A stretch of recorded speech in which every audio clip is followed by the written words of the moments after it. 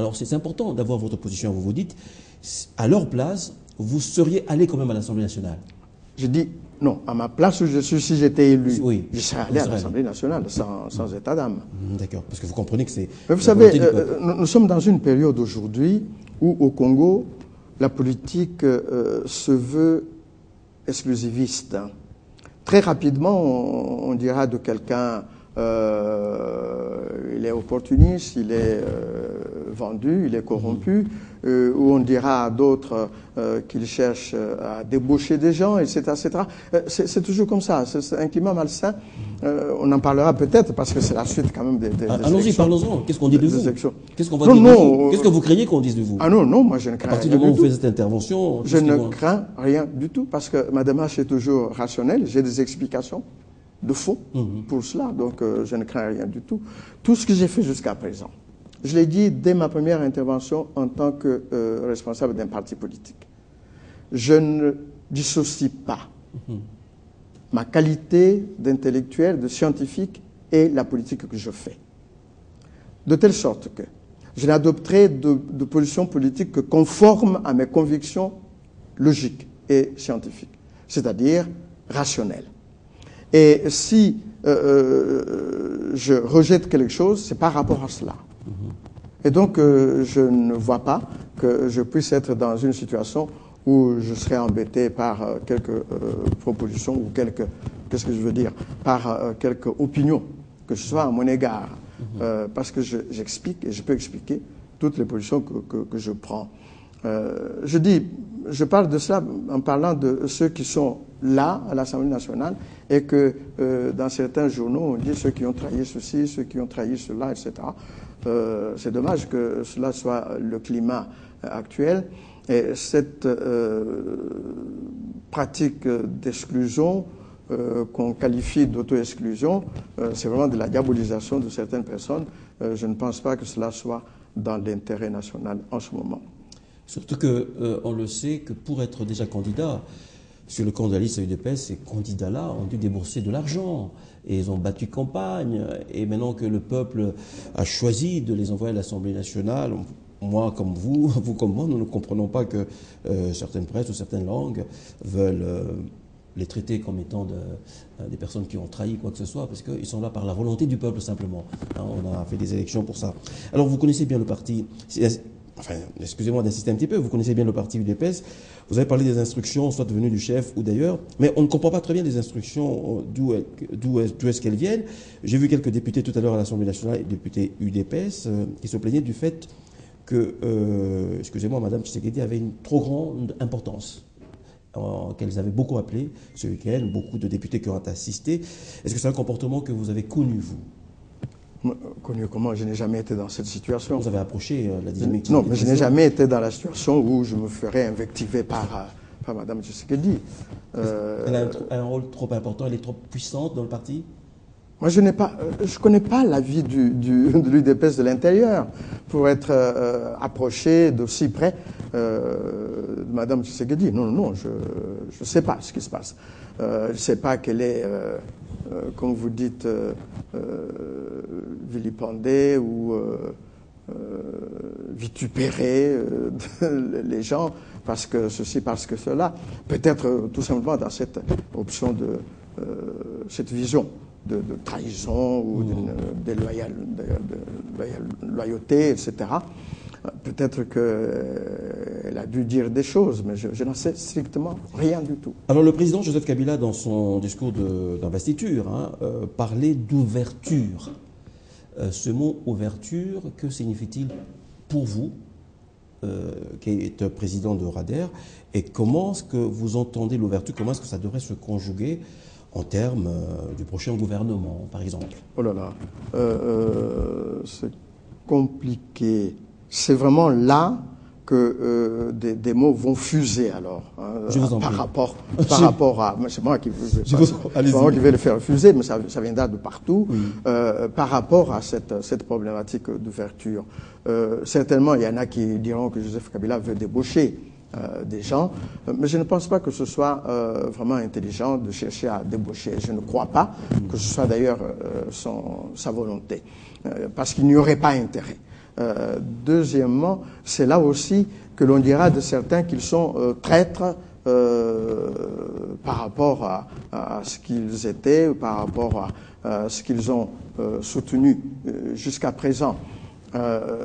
Sauf qu'il est possible de poser ce problème dans une autre perspective. Nous sommes dans une situation post-électorale qui n'est pas, sauf quand on est inconscient, qui n'est pas de tout repos. On ne peut pas dire, il y a eu des élections, le peuple a choisi, c'est terminé, il n'y a plus rien. On ne peut pas dire qu'il n'y a rien. Vous comprenez ce que je veux dire? Oui, on ne peut pas dire qu'il n'y a rien. Je prends par l'exemple de ceux qui sont dans la majorité. Vous savez, l'ampleur des résultats qu'ils ont eus est telle que même sont assommés autant que l'opposition l'a été par l'échec ou les déboires. Tous les deux côtés sont assommés. Les uns par le succès, entre guillemets, les autres par l'échec, entre guillemets.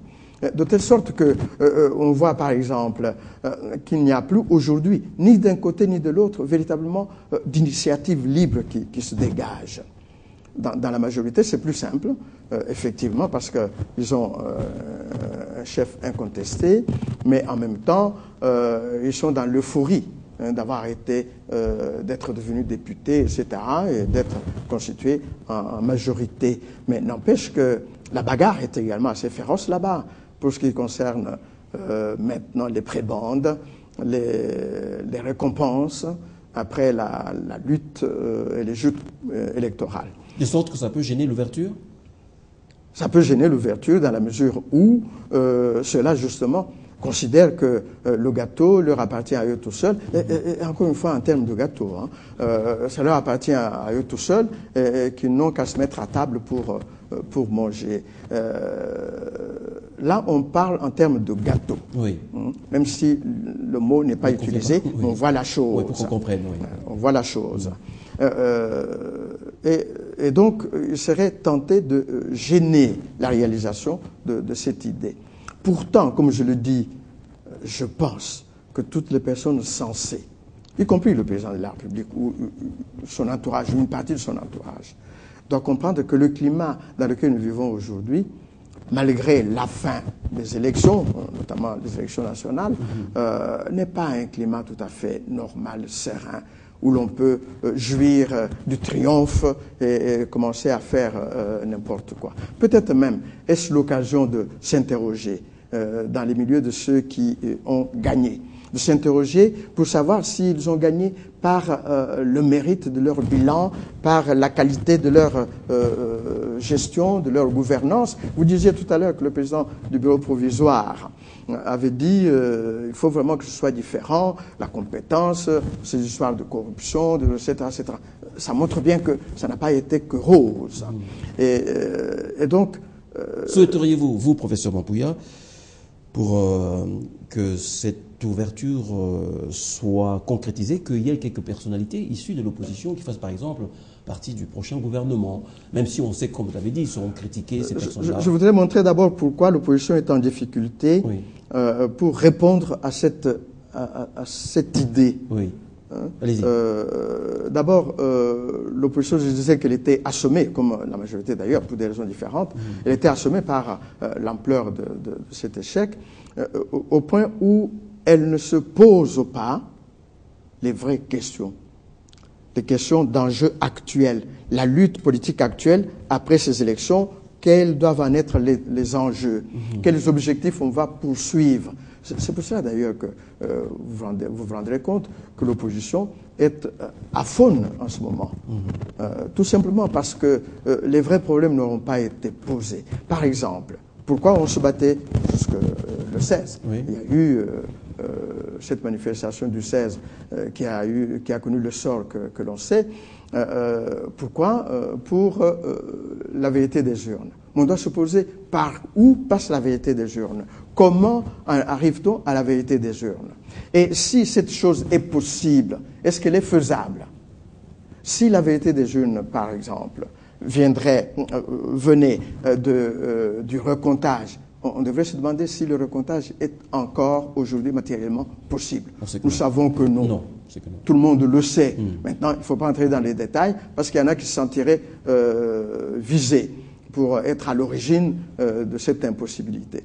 Donc, ce n'est pas possible. Alors, on cherche quoi d'autre? Il faut continuer de se poser des questions.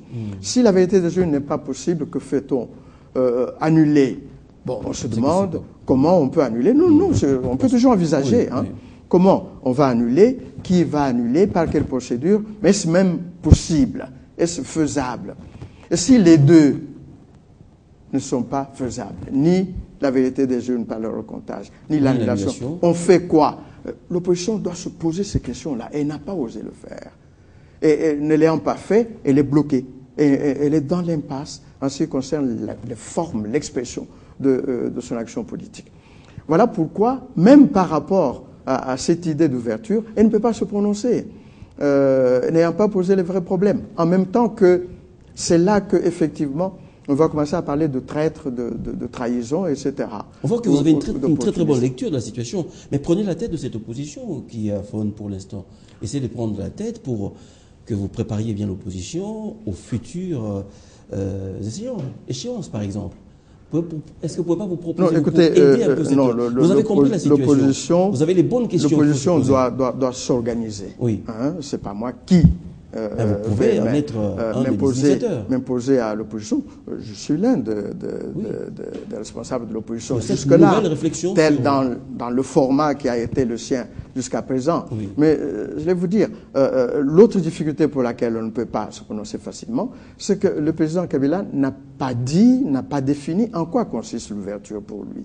Alors, vous me disiez tout à l'heure, est-ce que ce serait bien qu'on y mette quelques membres de l'opposition? Je sais qu'un responsable de la majorité présidentielle avait parlé de ça aussi en disant on interrogera certains membres de l'opposition. Mais l'ouverture, ce n'est pas que ça. Parce que nommer des gens, ça peut signifier finalement un alibi, hein, un prétexte. Tandis que l'ouverture peut certes se traduire par l'introduction dans le gouvernement d'un certain nombre de membres venant de l'autre camp. Mais en même temps, et la meilleure ouverture c'est celle-là, ça peut être un changement de politique. Là où l'on considère, comme tout à l'heure on parlait des avertissements du président du bureau provisoire, on peut considérer qu'il faut effectivement qu'il y ait un changement de politique, et je pense d'ailleurs qu'au seuil d'un nouveau mandat, le président de la République aurait intérêt à introduire plus de changements dans sa politique, dans la gouvernance, et je vous dis, l'idéal qui est le mien, c'est l'idéal du changement. Hein, vous pouvez être tenté de me dire, vous êtes de l'opposition. Oui, mais l'opposition, je l'ai faite pour le changement. Et cet idéal est toujours valable, quelles que soient les péripéties de la politique politicienne. Très bien. Et cet idéal donc de changement peut amener les gens à accepter, le président en particulier ou son équipe, à accepter qu'il y ait une dose de changement, de nouveauté, de renouvellement de politique pour que, effectivement, ce soit une politique de tous, que ce ne soit pas une appropriation privée de certains. Vous avez été entendu, certainement, j'en suis persuadé, par beaucoup de personnalités de la majorité présidentielle, professeur Auguste Mampouya, Kanouka Djabo, vous étiez invité de ce numéro d'analyse. Je vous remercie beaucoup parce que à chaque fois que vous venez ici, vous avez toujours des propos justes, des propos scientifiques, et je sors toujours de mes émissions avec vous, moi-même très instruit. Merci de votre Merci bien, Jules, votre invitation. Merci. À bientôt, mesdames et messieurs. On se retrouve rapidement, bien évidemment, pour un autre numéro d'analyse. Merci à tout le monde, à tous ceux qui ont participé à la rédaction et même à la confection de cette émission. Au revoir.